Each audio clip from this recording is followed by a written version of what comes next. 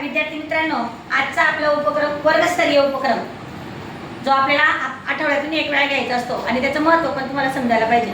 तर बघा, वर्गस्तरीय उपक्रम प्लास्टिक वस्तू बंदी.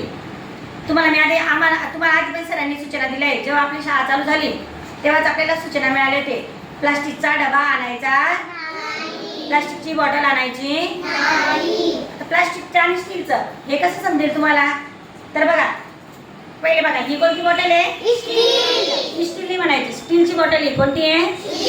आणि हे बघा, ही जी असते प्लास्टिकची, तुम्हाला दोघांपैकी काय छान दिसतंय? स्टील. हे बघा, स्टील कधी कधी थोडंसं आपल्याला छान पण नाही दिसत. प्लास्टिक खूप छान दिसतं आपल्याला.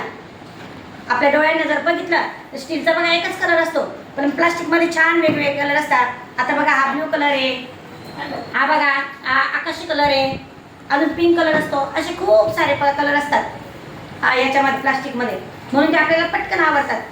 जे वेगवेगळे रंग असतात ते आपल्याला पटकन आवडतात. बरोबर आहे ना? आवडतात ना तुम्हाला?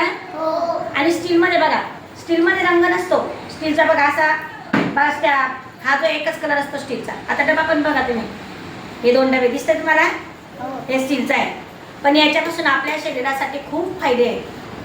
प्लास्टिक हे आपल्या शरीराला खूप हानिकारक आहे आणि आपल्याला स्टील हे आपल्या शरीरासाठी खूप फायदेशीर आहे. तर आता त्याचे फायदे आणि तोटे मी तुम्हाला शिकवणार आहे. ते तुम्ही व्यवस्थित लक्ष ठेवायचे आणि तेच घरी मम्मी पप्पांना सांगायचे आणि अंमलात पण आणायचे. आले लक्ष सगळ्यांच्या?